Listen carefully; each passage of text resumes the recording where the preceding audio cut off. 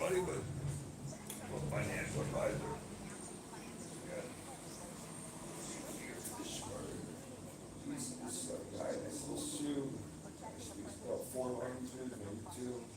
He answers to a couple of those, some research.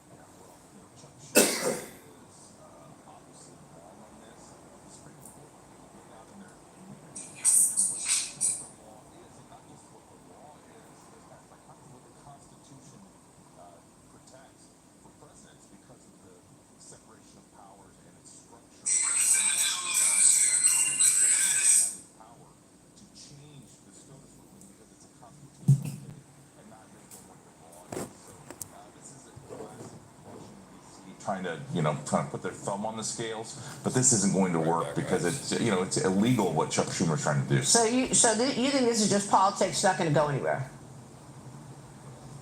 Oh, I mean, anytime Chuck Schumer's doing anything, it's just politics. But in this case, he doesn't have any ability to change the Constitution the hard way, which is going to the people and passing it, out of Congress by supermajority. So I just don't think it's going to work. What about this new report from Judiciary that the Manhattan DA was working with the judge, Juan Merchan, to deprive former President Trump of his constitutional and legal rights? I mean, you talk about the gag order, all of this attention on what took place in that courtroom. The judiciary wants that verdict overturned. Will it work? Yeah, I thought it was Maria, I thought it was a really good comprehensive summary of all of the things that were wrong, both legally and factually, with the case, and how in concert together the DA, Alvin Bragg, and his office, along with Matthew Coangelo, worked with Judge Merchan to allow evidence that should have never been admissible, that was either irrelevant or highly prejudicial, how the law was twisted, how the Constitution was violated in these charges where the jury did not have to be unanimous on the counts as to what they convicted Donald Trump of. And so I think this is the first time I've seen in such a succinct manner all of the legal and constitutional violations laid out and allowed to see the light of day. It was very well done product. Well, I mean, there's also evidence of meetings between some of these prosecutors that have been trying to take Trump down, them meeting with White House counsel back in November of last year. So, there's an argument to be made that this was all coordinated by his political opponent, Joe Biden.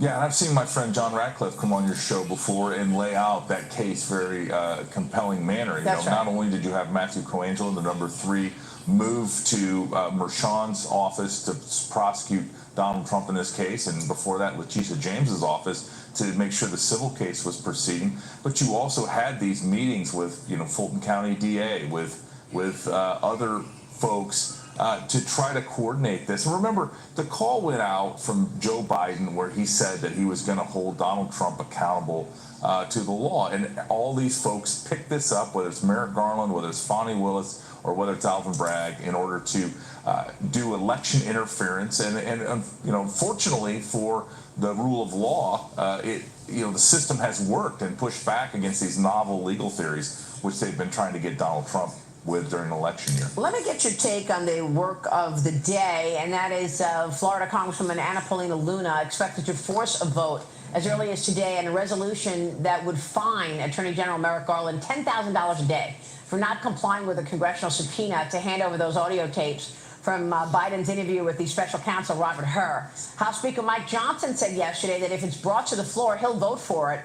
But sources told me yesterday that Johnson has concerns about it and is actually trying to stop Luna. I spoke with one lawmaker who said Johnson's trying to stop Luna from introducing her inherent contempt resolution.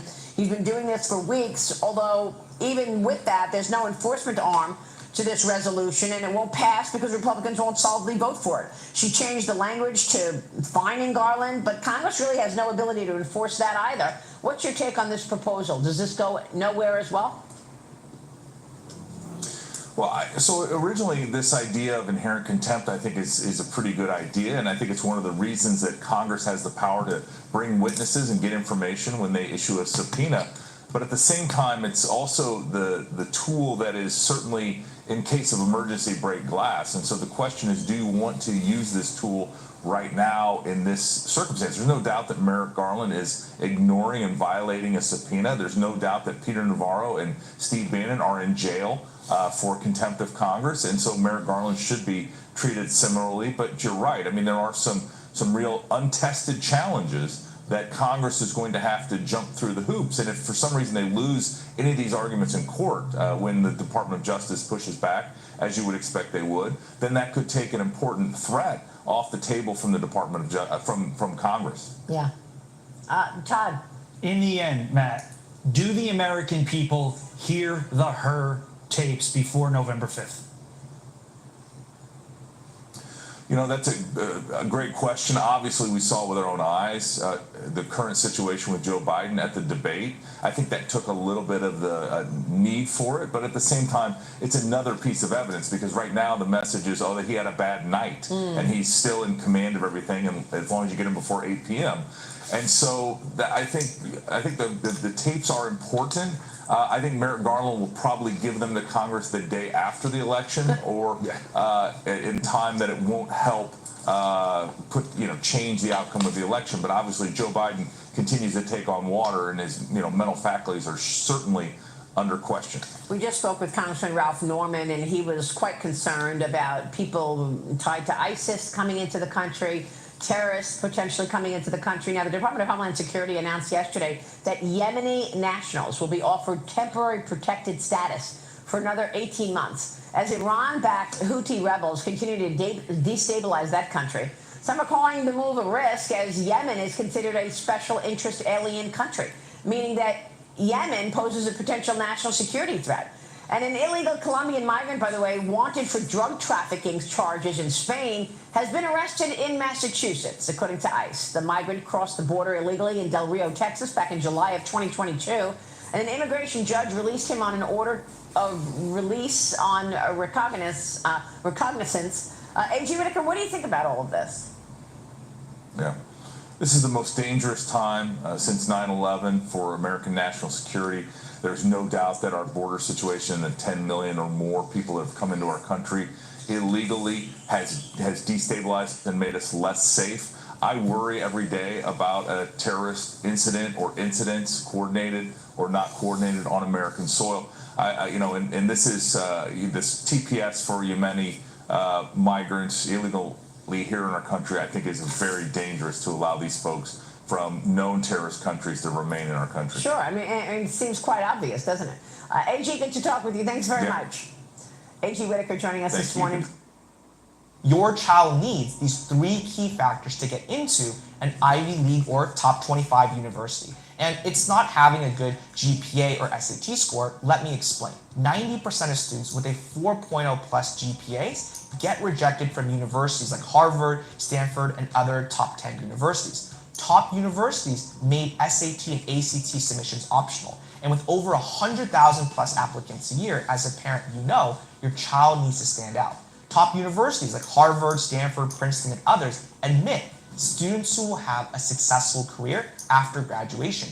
This is what gives a university its prestige. Universities are businesses at the end of the day. And if they have great alumni who become successful, it's the best form of marketing for the university. And we know this because we've guided thousands of students in over 40 states to get into the top 25 universities. And we know that there are three factors in the admission criteria that universities are looking for. And that's why we have a free webinar where we go over these three main factors that prevent 6th to 12th graders from getting into the top colleges. And we cover the important parts of college admissions that are overlooked, why 90% of students with a 4.0 plus GPA are not accepted, what universities actually want in applicants but never say. Seats are limited, so reserve your spot by clicking the link below.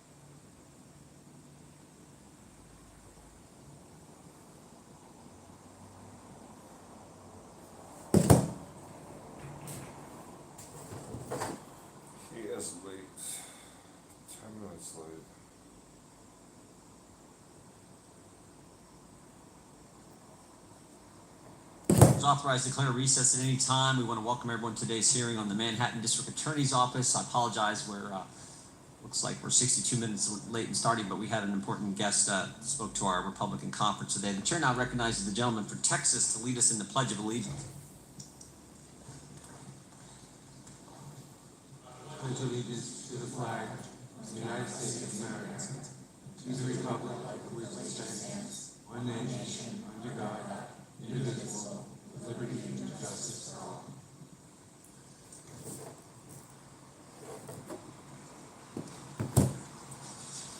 Chair will now recognize himself for an opening statement. The New York County District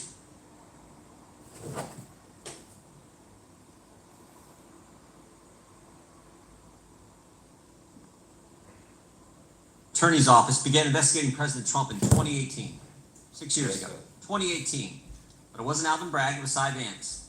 Southern District of New York, months later, concluded its investigation into payments made by Michael Cohen and determined no charges should be brought against President Trump. Of course, while this was going on, Alvin Bragg was running for the job, vowing to go after President Trump, bragging about the number of times he'd already sued President Trump. Mr. Bragg ultimately wins and takes office in January of 2022. First thing he did, the day one memo. 10-page policy memo to his staff instituting progressive, soft on crime, anti-victim policies. Only armed robbery. Yeah, this is crazy. He's allowed to pretty much get away with doing what he needs to do. And if he got arrested, then, well, it'll be over.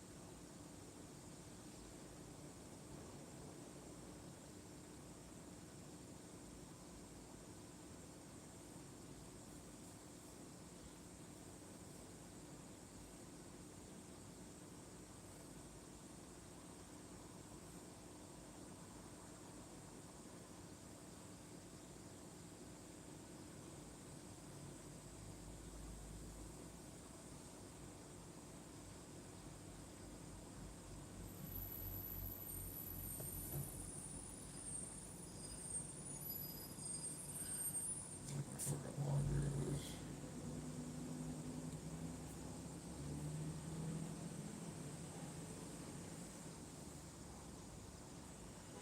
I am not getting that many more subscribers for this.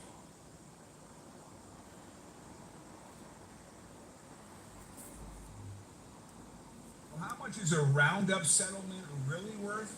Look, I know some people are on the fence about five.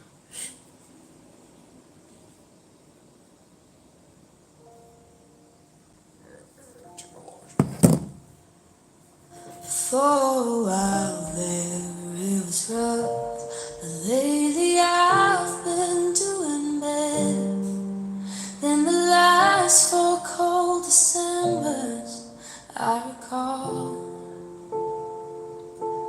And I see my family every month. I found a girl my parents love. She'll come and stay the night, and I think I might have it all.